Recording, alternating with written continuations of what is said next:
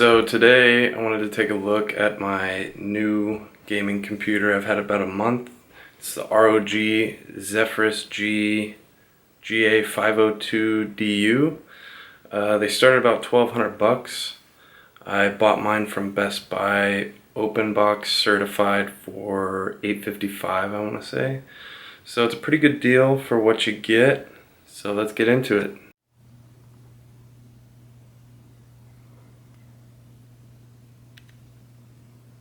So here's the laptop. On the back here we got a red light that comes on when you pop the lid open. Got your power, network indicators, stuff like that on the back there. So this thing is an Asus Zephyrus GA502DU.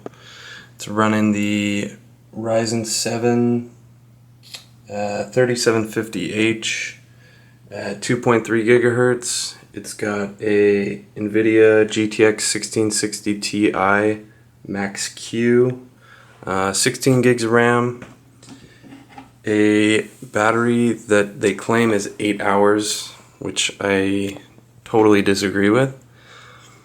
I've been getting consistently like maybe 3 to 4, and when you're gaming it's probably more like 1 to 2. So a couple quick things about this. You got your backlit keyboard. It's not RGB, but it is adjustable. This opens up the armory crate where you can control your modes. You can control your fan speed from right here as well.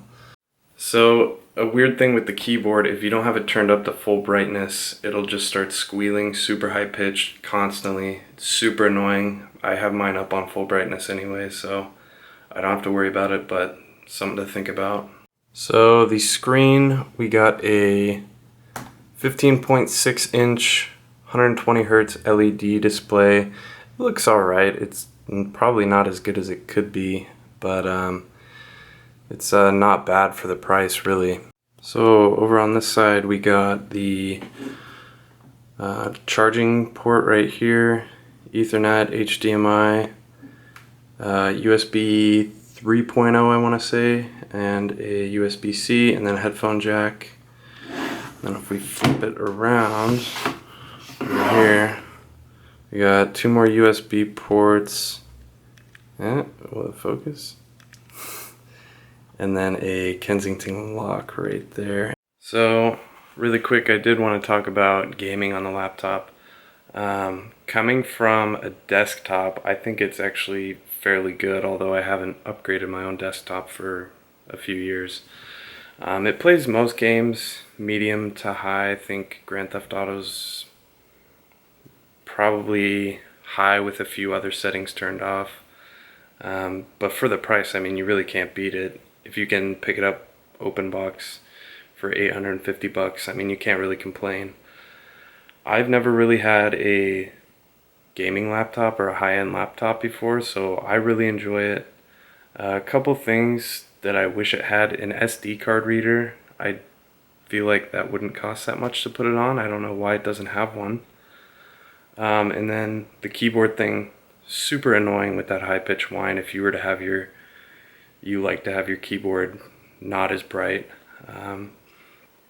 But other than that, I think it's fairly good for the price. The build quality is really not that bad. It really doesn't flex too much. The hinges don't feel too wobbly.